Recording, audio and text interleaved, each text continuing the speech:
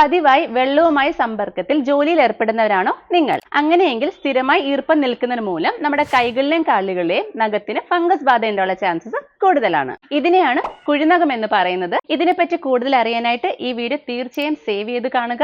ഇത് വരാനുള്ള പ്രധാന കാരണങ്ങൾ ചെളി, സോപ്പ് വെള്ളം, ഡിറ്റർജന്റ്, മണ്ണ് ഇവയുമായി സ്ഥിരമായി കോണ്ടാക്ട് ഉണ്ടാകുന്നത്, അതുപോലെ പ്രതിരോധ ശേഷിക്കുറവ്, പ്രമേഹ രോഗികൾ എന്നിവയും കുഴിനഖത്തിന് കാരണമാകാം. ഇതിന്റെ പ്രധാന ലക്ഷണങ്ങൾ നഖത്തിനുള്ള നിറവ്യത്യാസം, നിറവ്യത്യാസത്തിനൊപ്പം തന്നെ ചിലപ്പോൾ രൂപമാറ്റവും സംഭവിക്കാം. നഖത്തിന് കറുപ്പ് നിറവും ചതഞ്ഞതുപോലെയും കാണപ്പെടാം. അസഹനമായ വേദന, പഴുപ്പ്, നഖത്തിന്റെ വളർച്ച കുറയുന്നു, അതുപോലെ നഖം ദ്രവിച്ചു പോകുന്ന അവസ്ഥയിലേക്കും വരുന്നു.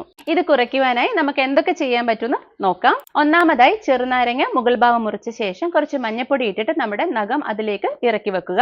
രണ്ടാമതായി പച്ചമഞ്ഞളും മൈലാഞ്ചിയും അരച്ച ശേഷം നമുക്ക് ഒരാഴ്ചത്തോളം അത് കെട്ടിവെക്കുന്നത് നല്ലതാണ്. മൂന്നാമതായി ത്രിഫല കഷായത്തിൽ കാല് മുക്കി വെക്കുന്നത് നല്ലതാണ്. അതുപോലെ തന്നെ നമുക്ക് ത്രിഫല പൊടി 1 ടീസ്പൂൺ നിത്യവും അകത്തേക്ക് കഴിക്കുന്നതും ഗുണപ്രദമാണ്. നാലാമതായി 1 ടീസ്പൂൺ ആപ്പിൾ സിഡർ വിനെഗറിൽ വെള്ളവും ചേർത്ത് നമുക്കൊരു പഞ്ഞിയും മുക്കി നഖത്തിന് മുകളിൽ കെട്ടിവെക്കാം.